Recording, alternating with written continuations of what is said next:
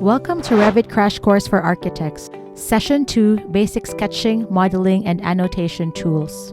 This course is designed to help transition from 2D drafting to Revit and master its essential tools and features in the easiest and smoothest way possible. Let's begin!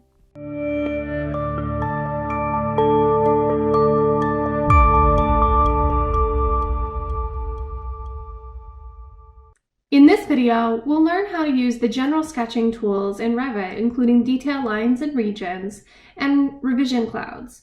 We'll add some text, and we'll learn how to use tags. We'll learn the concept of creating 3D masses. We'll work with the basic modify tools for when you create an element. And we'll work with basic dimensions and text. Our goal for today is to set up a program plan for a brand new day spa concept. So let's explore in our project browser how we would get this program started. So if you come over to your project browser here, you're going to see different sections again. So we have the first one at the top, 0 presentation plans. These have been set up so you have an area to use like drafting or sketching space. So let's go into our Pres 1 plan. If you're in the same file as before, you'll notice that we already have our walls and doors and windows that we had added. So I'm actually going to select all of these. So if I hover over them, you'll see that they turn blue. And if I press the Tab key, it will link anything that's a chain there. So I'm actually going to delete these. And it's giving me a warning here. The room is not a properly enclosed region. That's okay. It's not going to bother us right now in what we're doing. Now I'm drawing a box from the right over, and that's allowing me to select all of these items. And I'm just going to press delete. Again, we get a warning. This is okay. We can always reassign these rooms later. Okay, so we have a nice clean space now to work with. Remember, everything that we deleted was a modeled element. That means that it wasn't just deleted in this plan, it was deleted in all of the plans. So if I go back down here to my A100 floor plan and open up F1, all of those annotation items that were hovering over the modeled elements are still there, but the model is gone. So let's delete these annotation objects. I'm going to select a box from left to right on the screen, but watch carefully. When I draw the box, the element doesn't turn blue until the entire item has been selected. If I draw the box from right to left, it will select the element the minute that the box touches it. This can be really handy when you need to do deletions of full elements, but you have things that you want to remain. So remember, left to right is the whole element. Right to left is a piece of the element. So we're getting some more warnings here. The elevation view, the section, the floor plan, all of these will be deleted. That's okay. Remember, what it's telling you is that these items are going to be deleted. So you're deleting the detail, you're deleting this particular elevation, you're deleting this section, but you can always create new ones. Okay, so now we are back to a nice clean plan to start from. I'm going to close my floor plan, and that will take me back in the tabs to my presentation F1. Now I want to show you one of the handy things that's built into the template. If you come over to your project browser and you scroll all the way down, you'll see something in here after the elevations called Drafting Views Detail. If you open up the plus sign, there are 3 items at the top that should be very helpful. Right now we're just going to work with item 1.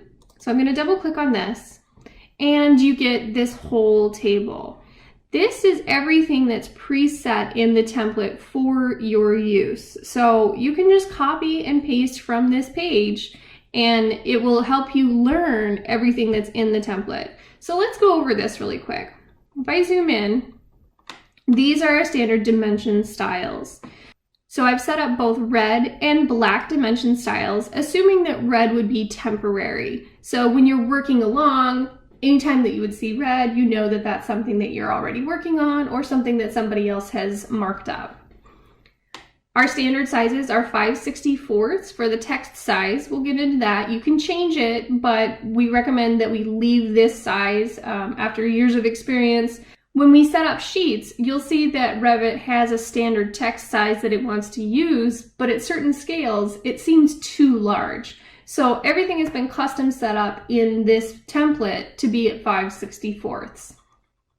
Okay, so we have tick dimensions and arrow dimensions. This is assuming that you are going face to face of elements here. This is assuming that you're going to a stud or something there. So we also have standard dimensions set up for angles and also our radius and diameters for circles. For the text styles, we have multiple different sizes. Standard text that you'll probably be using will be the 5/64 again, based on an 1/8 inch or a 1/4 inch plan, depending on where you're working. But these other text dimensions do have a place for details. You can see that some are named cover sheet because that's specifically where they're used. Again, you can modify these and create new as you're working if you find that you need to update something, but we recommend that you keep what text styles are already in the template. All right, here are our line styles. So if you've regularly worked in CAD, you're very familiar with the layering system. Line styles are similar to that, but you have to remember they're only detail lines. Nothing else lives on a layer in Revit. Everything is its own component. The standard Revit template that comes right out of the box comes with these line styles down here at the bottom. These cannot be deleted from the program. They're part of the code, so that you will always have them in your model. So let's scroll back up to the top here, and we'll go through each of these. So the way that they're arranged, 00 means that it will always land at the top of the list. That's because Revit orders things numerically or alphabetically, always. So if I want something important to show up at the top, I will show it as a 00 in the name.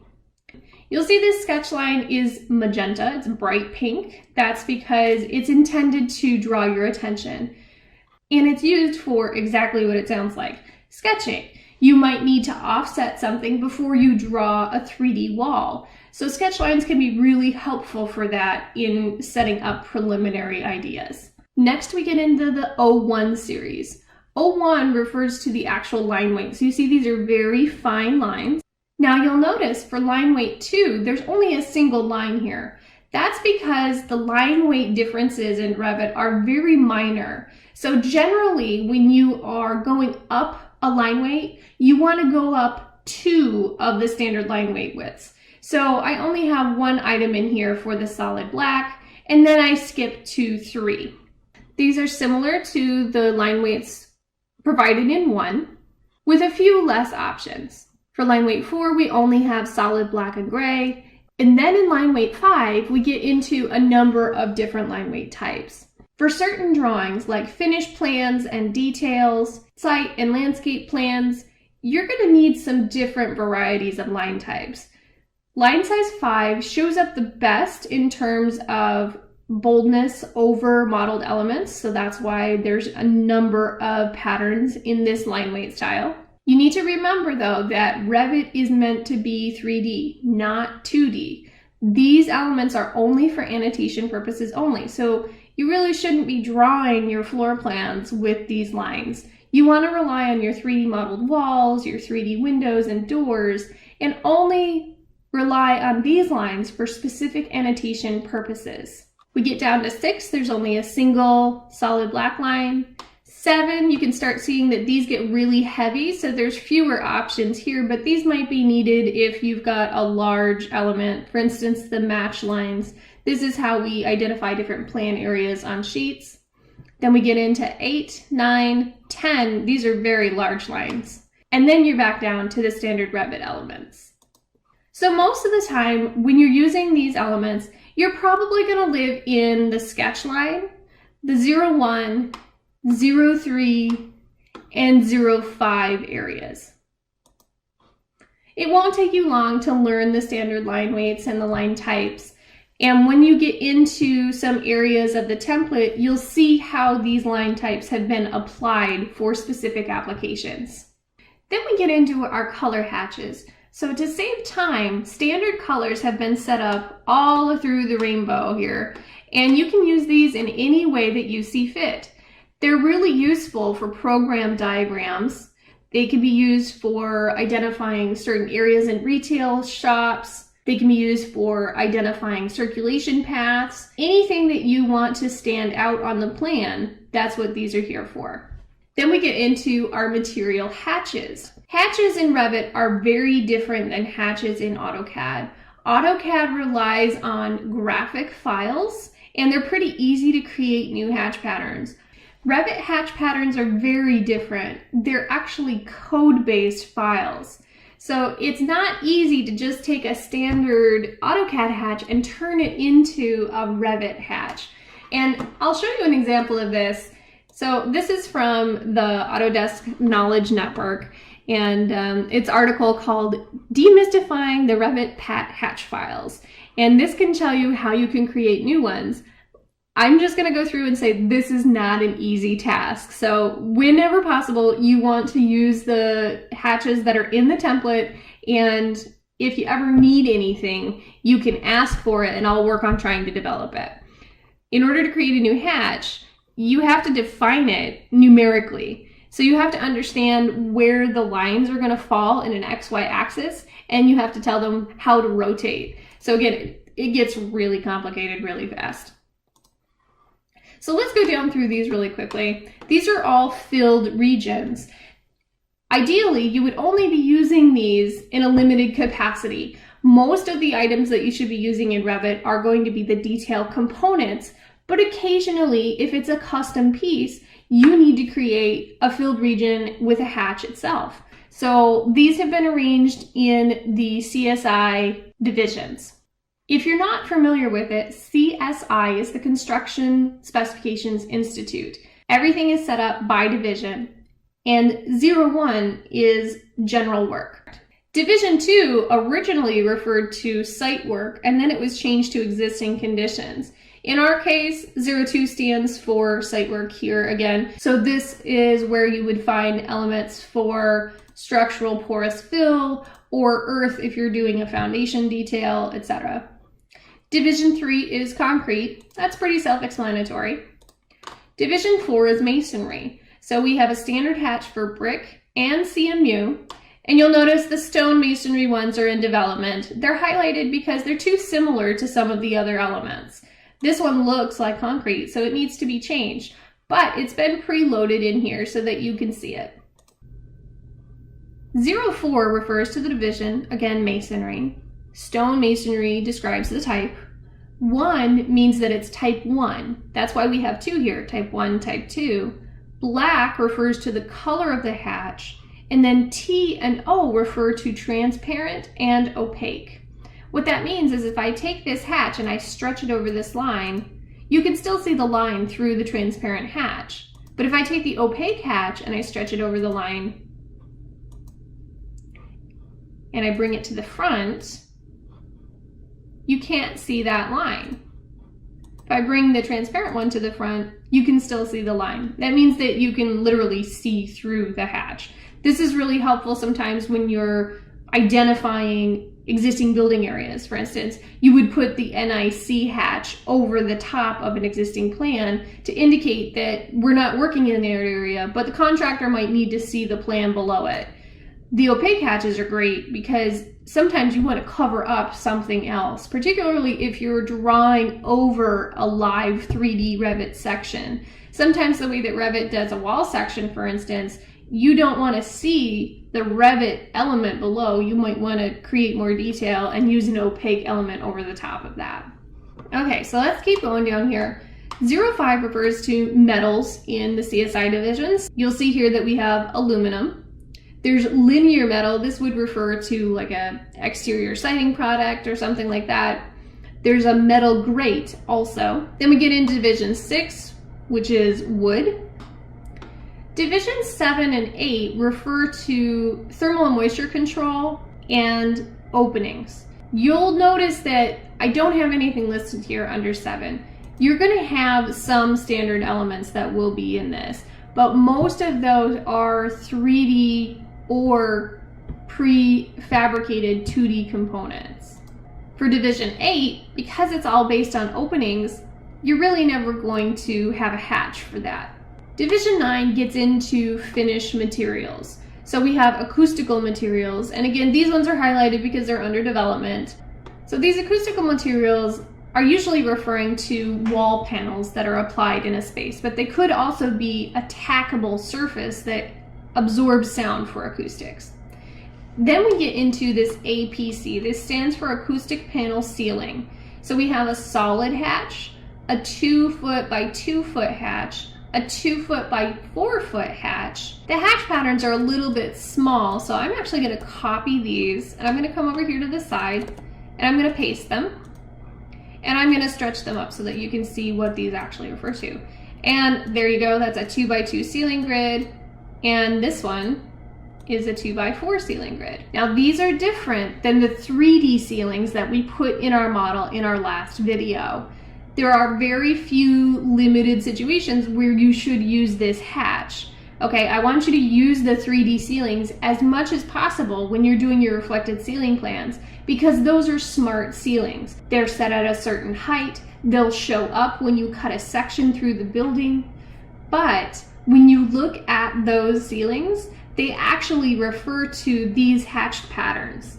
So that's why you have to have the pattern in the file, but I don't want you using these annotated ceiling patterns in place of your 3D ceilings. Okay, so let's come back over to our Division 9. We're getting into roll carpet and tile carpet. We have gypsum board, we have tack board, and then we have some tile. You'll notice that not all the tile ones are finished. That's because they're still under development as well. Okay, now that we've taken a look at our standard dimensions, text, and line styles, let's get into some preset programming elements. So I'm going to come back over here to my drafting views, and I'm going to go down to Programming Component Library. These are space blocks that have been set up in the template for your use. And you'll see that each of these has a size to them, but they're smart. They've been tagged so that if you push or pull or stretch these, you'll see that the square footage automatically changes. Now you'll notice that all of our color hatches are also over here to the side. That's because it's really simple to change one of these from one color to another color. So let's say I wanted this 6 by 7 to be blue instead of the orange that it is right now. All I need to do is come over and select my blue here. I want it to be 00 color 05 blue 1. Once I select that box, my Modify Detail Items tab comes up. This is everything that I can do to this one box, okay? So if I want to match the property types of one element to another one, I select this paintbrush, select my first element that I want to match, and select my second element. And there you go. Another way to achieve this is you could come to this element, you could drop down the properties, and you'll see again all of those colors are preloaded. So if you know what the name of the color is, if you have it memorized, you can just come down here and say, oh, I want to change this to blue 1. So something to remember, these are 2D elements. They only live on this particular drafting view. Anything that I do to change these will only live in this view. Same thing is true for our programming plan. All right, so let's copy one of these. I'm going to click on it and then I'm going to go do Control C for copy. Let's go back to our presentation floor plan. Now again, this is a 3D presentation floor plan, not a drafting view. But when I put an annotated element on top of a 3D view, it only lives in this view. So if I have other views like the floor plan view, the program bubble won't show up. So I'm going to do Control V and I'm going to paste that bubble.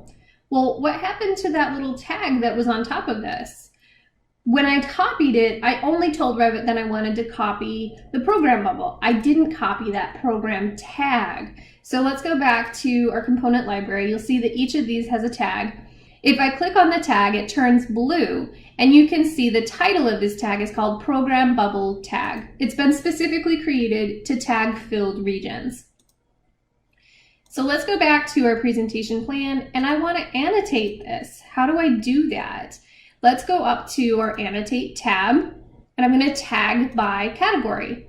Now Revit automatically knows that this is a filled region, so it's going to default to whatever tag I have preset for filled regions. So if I click on the element, the tag sticks. This is a fully modifiable tag, so you can change this, and let's call this vestibule. Okay? Again, I'm going to push and pull this element. The tag constantly stays centered, which is really handy, but it also automatically updates that square footage. That's because under the properties of this element, you can see that it has an area. Now, Revit is rounding up, and that's fine. So the actual area is 104.92 square feet, but the tag automatically rounds up to full numbers. So we know that our vestibule is 105 square feet right now, but I don't have a good feel for what the dimensions are of this program bubble. So I'm going to go up to the Annotate tab and select Aligned. If I drop down the properties here, these are all of the dimensions that we saw listed under here are standard dimension types. So I'm going to select arrow inches, just so I can see what this is. Okay, so right now it's reporting in all inches. That's not very useful for me, right? But I'm going to drop this down again, and I can say arrow transparent. Now I get an actual full dimension. You can see this goes all the way out to 256ths of an inch. That's way more specific than what we need at the programming stage. And the whole reason is because we've just pushed and pulled this. Now you can see that when I automatically did this, it changed the dimension. That's the best part about these. These are all smart elements. So if I want to, I can change my bubble size to be what I think the interior room dimensions should be. When you're doing a program layout, you need to remember that the bubbles that you're creating should really be the net area. This is the area inside of the walls, because if I were to create this and add walls to it that are 6 inches thick, it's not going to be 117 square feet anymore. So you either need to plan when you're laying things out that you've created a little extra space in your bubble to account for your walls, or if it's brand new construction, you can lay everything out and then add your walls and sort of scoot your bubbles over as you're laying out your 3D walls. So we know that 11 feet is way too wide for a vestibule, right? So I'm going to set this actually to 6 feet. All I did was click on the bubble, and you see that that 6 foot dimension got smaller. And if I actually move this up here, you'll see it a little bit better. If I click on this, it turned blue on me. That means that I can edit this dimension and change the bubble at the same time. So if I click on this and I change this again, 7 feet, it automatically stretches the extents of my bubble. So let's go back to 6 feet here. I'm going to show you another way to achieve this as well. So let's say I wanted to go in and I click on my bubble and all of these modify element details come up, okay? If I click on my edit boundary, that means that I get into this particular bubble, okay? You see that everything else sort of went to a grayed out version. That means that I'm in the middle of a command that I need to finish that command before I can exit. So in this case, if I select the line, I get these temporary dimensions that float. And let's do this one. So this is a really awkward dimension, 10 foot something or other. Let's change this strictly to 10 feet. Okay, you can see it's showing me the outline of my bubble. This was my original line, and this is the revision to that line. I haven't completed this command yet though. This is still a green bar up here, and you can see these big X and check mark elements. That means that I'm still in that command. So I'm going to click my check mark, and that means that I've made that change, okay? So now if I go back to my Annotate tab, Aligned, and I do a dimension on this side, See, it remembered my 120 inches that I selected last time. Well, I don't really want that to be my standard, so let's go in, aligned, drop this down. I want my arrow transparent to be my standard. And now, the next time that I do that, Revit remembered that that's what I wanted it to be. Okay, so now looking at my tag, you'll see that my vestibule is 6 by 10, but my tag is only reading 59 square feet. That's because it recognizes these fillet edges here, this rounded space. So when you're laying things out, if you wanted this to say 60 square feet and still have this read 6 by 10, there's a way to do that with override dimensions. So let's get into that next. So what I'm going to do is I'm going to select my bubble and I'm going to drag it over till it reads 60 square feet. You can see that this rounded up to 6'1". Well, I really want it to read 6 foot. The way I do that is I can click on this dimension and then double click in the box. That brings up the dimension text dialog. So you can see here the dimension value, use actual value, 6'1". I can replace that with some text. But here's a really interesting thing. If I try typing in 6'0", it's going to give me an error. Revit recognizes that you really shouldn't be relying on override dimensions. It's saying that, well, you really can't do this. You need to use a different type of dimension. I've set my dimensions now so that my vestibule has a strange dimension. It's 6'4" and 15/16. Well, in programming stages, I don't really want it to read into that level of detail. So I'm going to show you how to set up a dimension type that overrides the tolerances for this vestibule dimension. The way I'm going to do that is I'm going to first select this element. Okay, so I see my 5/64 arrow T. I'm going to edit this type. Now, when you do this, you are going in and you're changing this standard dimension type in the template. Anytime you do this, you want to duplicate and create something new, okay? Don't override your original settings because it's pretty difficult to remember everything that you changed, and you might want to go back and you'd have to reset all of it manually. So anytime you're going to make a change like this, just duplicate whatever it is that you're copying the style of, and then you can rename it as something else. So in this case, I'm going to name it 005/64 arrow T rounded 1 inch. Okay? So now you'll see that the type changed up here in the top. All of these are controls for how the dimension works, okay? We're not going to go into these in detail right now. All I care about is setting the tolerance of that particular dimension. So I slide down here to my units format, and I can see that this has a tolerance all the way up to 256 of an inch. Well, I really don't want that right now for my programming. So if I click on that box, it opens up the format dialog. And you can see that the rounding is set here to 1/256. I'm going to drop this down, and you can see you can actually do it to the nearest foot or 6 inches. In our case, we're going to do it to the nearest inch because that's close enough. So you'll see now the units format is reading as 1'5". I say okay, there we go. So that's a quick way to override something when you're in a programming phase and you don't want that much detail. I would only use this in areas where you really need an override. Most of the time you want to rely on the actual dimensions that Revit provides you, because the more accuracy you put in your model, the better your finished product is going to be. Okay, so now we have a start to our program plan. But let's say I need a shape that's not rectangular. How can I create one of these program bubbles to be what I need?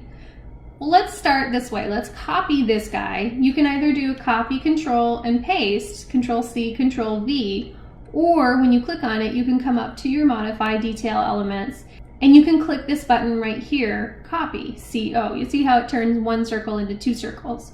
So I'm going to select this, and then I'm going to copy based on this midpoint, and I'm going to move it over 9'6". There's another element. So this is independent of the first one. If I make any changes to this one, it doesn't affect the other one. I'm going to go in here and edit my boundary. When you edit the boundary, you see all of these shape options up here. So I could actually create something that's really unique. I could do it as a polygon, I could do it as a circle, I could have these spline lines if I wanted to. So the opportunities are really kind of endless. In my case, I want it to be something just pretty simple. So I'm going to create a new line. And when I click this, you'll see that the line style is set. See, we're back to our 0-5 lines. They show up the best in printing our templates. So I'm going to create a space that sort of has this L shape to it, okay? You can use very similar commands to AutoCAD. In this case, I can't complete this shape because Revit doesn't recognize a shape that has 2 filled regions in it. I actually have to modify this to be a single line boundary. So what I'm going to do is I'm going to do the fillet arc here, and I'm going to set the radius to 1 foot. That's what our standard program bubbles are set to, just to give us a nice rounded edge. I'm going to select one line and then the other all the way around, and there you go. But I'm left with this one little arc. Well, if I try and complete this, I'm going to get an error from Revit. It says that these lines must be in closed loops, and the highlighted lines are open on one end. If you zoom in on this, Revit is showing you this with these 2 orange dots. So it's saying that you have a problem that you need to address first. So I can continue this. I'm still in my command. I select that element and I delete it. And then I'm going to select my check mark. And there's my new shape. So when I right click on this tag, it comes up with some shortcut options. So I'm going to scroll down here to create similar. And that is going to recognize my new area. The tag is set up so that it's center weighted. So you can see that it sort of chose the center of the outside lines here. If I click this, I can just drag the arrow and I can move it wherever I want. Now again, this is a different shape. So let's say this is waiting. This might be the waiting room. If I want to change the color of this, again, I can come down. Let's change this one to orange too. There you go. So now you can start to see how a shape can come together really fast for a building without any 3D elements at all yet. This is a really quick way to explore design options before you spend time committing them to 3D. All right, so now we're going to move into the idea of masses. So if I come over here to the top of my tabs, I can scroll over to Massing and Site. I'm going to click on this. Think of the massing tools as Revit's alternative to SketchUp. This is a sort of place where you create something and you can push it and pull it. You can also turn it into different components. So you see that they have masses here for a curtain system, a roof, a wall, and a floor. Masses are often only used in preliminary design. They don't have much use beyond that. I really prefer the 2D program bubbles because once we get a layout, we just go straight into 3D walls and creating the space that we want in our building. But masses can be useful if you're doing space planning, if you had multiple design options and you wanted to see what volumes could look like on a site or something like that. So we'll just go through these tools really quickly. So I'm going to create an in-place mass. And what this is, you'll see Revit has enabled the show mass mode. So the newly created mass will be visible. Masses are not visible in all of Revit's views, so they can be a little bit tricky to work with.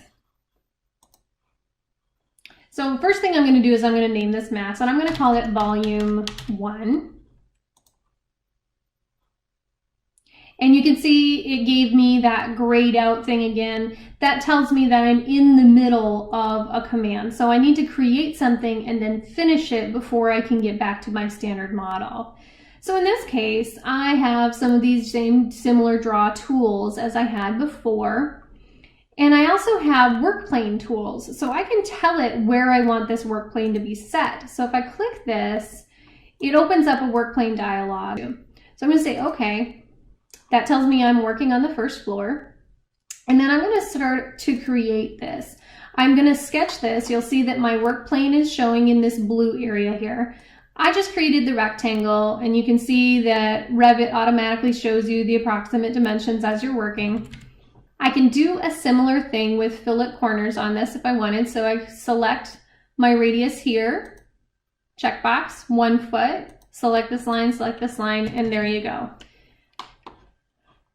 So in my case, I'm going to finish this mass, but it says that it contains no solid geometry. It won't be computed.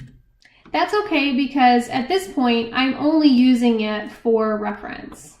So you can see here my mass outline is showing in 3 dimensions. It doesn't have any form yet though. So let's go back in and we're going to edit this element in place. So as I select my path here, you can see that the options changed, and up here there's something that says create form. All I did was select that, and now Revit is automatically allowing me to push and pull this piece.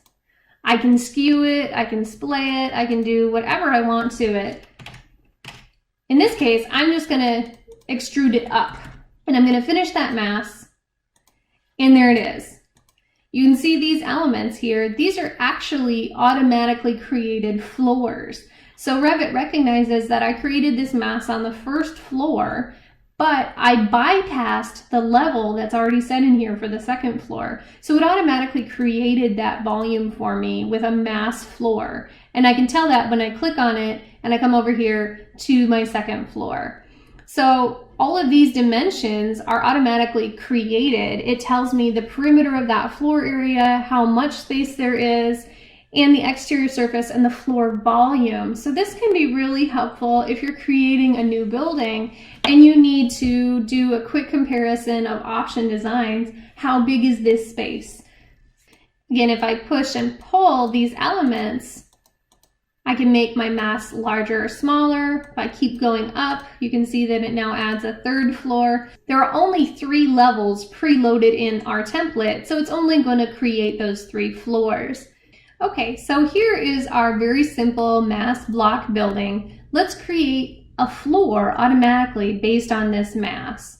So if I come back up here to my Massing and Site tab and I click Floor, and I drop this down, these are all the preloaded floor types that are in the template. We're just going to select the 12-inch generic, and then I'm going to hover over one of these floors. You see that the edges turn blue. That tells me that I've selected an area that will turn into the floor. So if I click on this and I say create floor, there you go. It's automatically placed in there based on the outlines of the mass that you created. So this can be a really simple way to quickly modify or create a whole new building. If you've got existing floor plans, you can create masses based on the floor heights and levels and elevations that you know, and you can very quickly get a building constructed using these masses.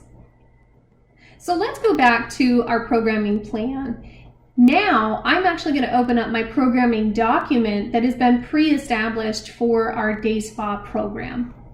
So if you open up the PDF that's part of your design files for this video, you'll see here we have our client, Elements Spa and Salon, and this is the program summary. So the spaces listed here have been talked about with the owner of this building. You'll see that I have them divided into separate areas. Purple is the entryways, teal is the salon, blue is the day spa, and green is support space for the staff. So when I lay out my programming diagram, I'm going to match the colors that I have here in my program document.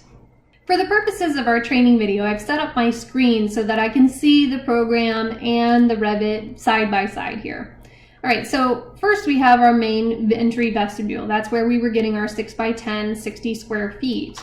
So I'm actually going to change my program bubble to be one of my purple colors. So again, I'm coming down to my properties and I'm going to select purple 1 here. Okay, so my waiting area, I'm looking at my program and it's saying 15 by 20 or 300 square feet for the design. Let's go back to our program component library view, and I already have some bubbles set up with these different sizes. Now I don't have a 15 by 20, but it's really simple to create one. So I'm just going to copy this, go back to my presentation, paste it in here, okay? And then I'm going to go in and edit my dimensions. So again, we're going to go back up to our Annotate tab. I can annotate this guy. And I know that I want this one to be 20 feet and this one to be 15. So I'm actually going to delete this. I'm going to copy my color here. So let's select our paintbrush again, right? I'm going to right click on my tag, create similar. There you go. It says 12 by 15. We know that it's not. We're actually going to call it our waiting area. Okay, so getting into my salon stations, my program says that I'm going to have 8 of these areas and they're going to be 5 foot by 5 foot approximately. So I'm going to show you a quick way that you can create these and then tag them all at the same time. So let's go back. We have a 7 by 7 box, so we're going to copy this guy. We're going to paste him in here, and then we're going to modify him. So there's our 5 by 5 space, okay? I'm going to create multiple copies of this, so I'm going to select copy. And then under here, you can see that these are a little bit cut off, but this one stands for multiple. And I'm also going to constrain this, which means when I copy it, it can only go in the X or Y direction. So I'm going to select this area of my midpoint, and I'm going to do 1, 2, 3, 4, 5, 6, 7, 8. So actually now I have 9. I'm going to delete that one, and I want to tag all of these at the same time. So if I come up here to my Annotate tab, tag by category, I can do that simply by clicking on them. So one thing you'll notice is that these are still blue. They're actually not teal like our salon stations. I did that on purpose because I want to show you how to create new colored regions. So let's click on this guy, and we're going to edit this type, and we're going to duplicate it. That way we don't override the original. And in this case, I don't have any teal colors that are preloaded into the template right now. So I'm going to change this, and we're going to call this teal 1. Okay, so now we've created this new type, and you can see under the graphics here, there's a foreground pattern color. It's a solid fill, and that means that it's just a hatch. Now you can actually go in here and create colors based on your red, green, and blues if you want them to match exactly, or in this case, we're just going to kind of eyeball it, and we'll call this good. Okay, so there's my teal one. I'm going to select all these ones, drop this down, and there's my teal in my list. So now that we have all of the program spaces accounted for in our layout, I'm going to go through the process of arranging these in a way that I think might make sense for the new building. I am currently arranging my presentation plans, and through the magic of video, we have a layout completed. You can see here that I've got a few dimensions already shown. It's because as I was laying this out, I was concerned how much space I might need to make this area work. So underneath the Annotate tab, I'm going to select Aligned. And all I'm doing is going down the line of these boxes, and I have an aligned dimension string. Now you can see that not all of these are perfect. They've been stretched and pushed and pulled a little bit. So we have some weird dimensions here. So I'm going to click on my string, drop down, and I'm going to go to our rounded 1 inch. I'm going to do the same thing on this side. And I'm actually going to pull this all the way down to the face. And you can see that even though the chain has been completed, I'm still in the middle of it because when my mouse moves, there is a line here. That means I can continue adding to the dimension string. So I'm actually going to come back and select either side of this vestibule as well. So you can see my running line there. And then I click to complete it. Again, I have some odd dimensions here, so I'm going to click on this, drop it down, change it to the rounded 1 inch. So let's take a look at a few more of the Annotate and Modify tools. We're almost done with our session here. Under Annotate, I'm going to go into my detail lines. Revit is going to remember the last style of line that you used. Sketch line in this case is fine. You can see there's multiple options here for how we're going to do this line. I'm going to pick lines this time. That's this arrow with a green line here. So if I select this and I hover over, you can see that it actually selects whatever line I'm nearest to. So I'm going to select those items. And it's a little bit faint, but you can see that it's pink here. That's my sketch line outline. And we're going to do this all the way around. You can see it's not automatically connecting these items, however. We're going to work on that in just a minute. Once I have all of the lines identified, I'm now going to use the modify tools here, and I'm going to trim them together. So this corner piece will extend all of these lines together. When I get to this front line here, I only have one line, and if I trim it, I'm going to have an issue on this side. I won't have a line anymore to connect to. So I'm actually going to come up here and I'm going to split this line into two, and it looks like a little razor blade. And what it's doing is it's literally taking one line and turning it into two. So now when I trim, it leaves the other segment over here. All right, so now we have all of our lines connected. I'm actually going to hover over one of them and I'm going to press tab.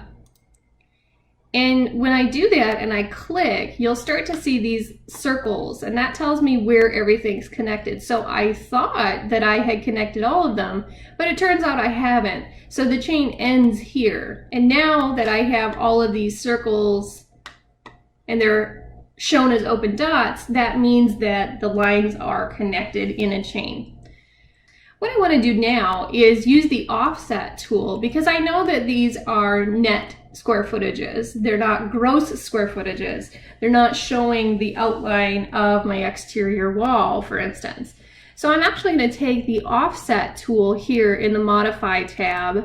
I'm going to click on that, and you can see a dashed blue line appears. That means that you have an offset from whatever element you're selecting. This tool works for both lines and walls, and you can choose whatever the offset distance is. So I'm going to assume that my exterior walls are actually going to be 1 foot 4 inches thick, for instance.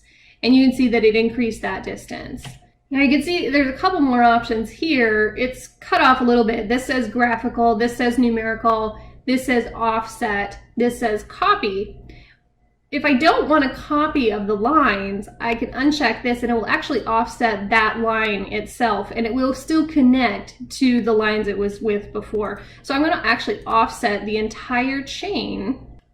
Okay, so now when I select my entire outline, you can see that I have what looks like an exterior wall line. In my areas, I actually have a large filled region set behind all of these smaller program bubbles. And the reason is I wanted to keep track of how much gross square footage I was having overall. So you can see over here, if I collect on that area, I have about 4,066 square feet. But we want to see what the area is going to be like with our gross exterior wall area too. So I'm actually going to just grab these handles and push and pull until I meet that outer edge.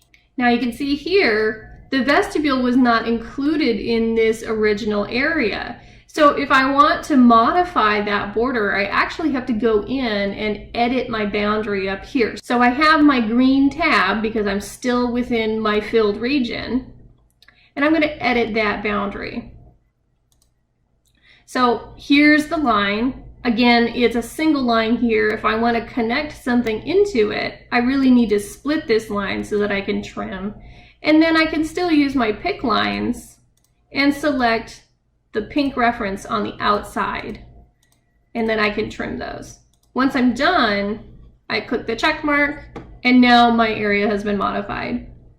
So that tells me that I may want to reconsider whatever my exterior wall thickness is. If our goal is to stay around 4,000 square feet to keep the cost down on this project, I either need to choose a smaller exterior wall system, or I need to sacrifice some of my interior program space to account for that exterior wall. This is just a quick way of assessing how much area you might need for a project.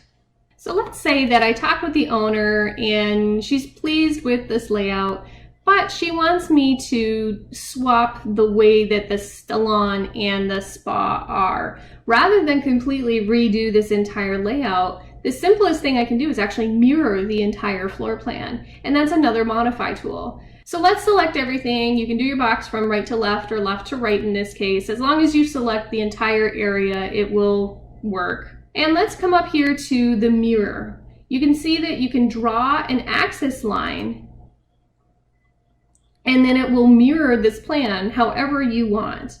So in my case, I want a copy of the plan so I can show her either direction. I'm just going to select a random point, draw up, and Revit is going to automatically copy all of those program bubbles, everything that we had selected, over to the other side. So I can show her a right-handed plan or a left-handed plan based on whatever she wants. So you can see in this corner there's a rear vestibule area. That probably means that there's going to be an exterior sidewalk here at some point in time. So let's come up to our modify tools and let's select offset again, and let's do 5 feet here. So this is what that sidewalk might look like coming into the side of the building. So let's go back up to our tab and let's use align instead. So if I select this, the first thing I'm going to do is click the line that I want it to align with and then select my second line. In this case, I'm bringing 2 lines together and I've essentially eliminated the need for this vertical line. So Revit is telling me that this line is too short and it's going to delete it. So now I have an approximate area of what could be a future patio, but this isn't really interesting. Maybe I want it to come off and be angled or something like that. So we're going to actually create one of our filled regions. I'm going to come over to the Annotate tab and I'm going to drop down our region. I'm just going to create an approximate patio shape. Click the check mark when you're done. And now let's say we want to push and pull this, but I want to rotate it. So I'm actually going to come up to my modify. I'm going to select my round arrow here. You can see that it places the center of rotation of this element. If you come to this lower tab, you can change this and I can tell it where I want that area of rotation to be placed. Let's say I want it on this corner. Now I have to select a reference point and then it will turn from there. You can see the outline kind of following my mouse here. So let's just randomly rotate it like this. Now I'm going to select my move and I'm going to lay it out here. And maybe this is a little bit more interesting. There's some kind of structure that could come and happen off of the back of the building here. Now I want to check my angle of rotation. I could have set it when I was in the command before, but I want to document it with my dimensions. So up in my Annotate tab, I'm going to go to Angular. I'm going to select this line, and you can see I have 15 degrees. Now, because this is an area, I could use our program bubble tag here, but what I want to do is I want to write a note. So I'm actually going to go up under my Annotate tab, and I'm going to select my text. This is going to create the Modify Place Text tab for you to use. And you have a couple of options here. Revit remembers whatever the last one was that I was using. In this case, it's 1/8 inch none T. None refers to how the end of the text looks. You can see that there's multiple options here. So 1/8 refers to the size of the text. None refers to the end of a letter. T, again, refers to transparent, and O would refer to opaque. I want the arrow in this case, so I'm going to change that. And then you can see I have 4 options here about my leaders. Do I want it to be a straight leader, an angled leader, or a curved leader? In this case, I'm going to use a 2-segment leader. And I'm going to start my text by placing where I want my arrow, and then clicking and clicking again, and then it automatically goes into my text box. So I'm going to put stamped concrete patio. Thanks very much. Hope you enjoyed this video. This course is provided by MGS Global Group. We provide Revit, ArchiCAD, and AutoCAD drafting for architecture and design firms. Feel free to reach out to us if you need production drafting at MGS Global Group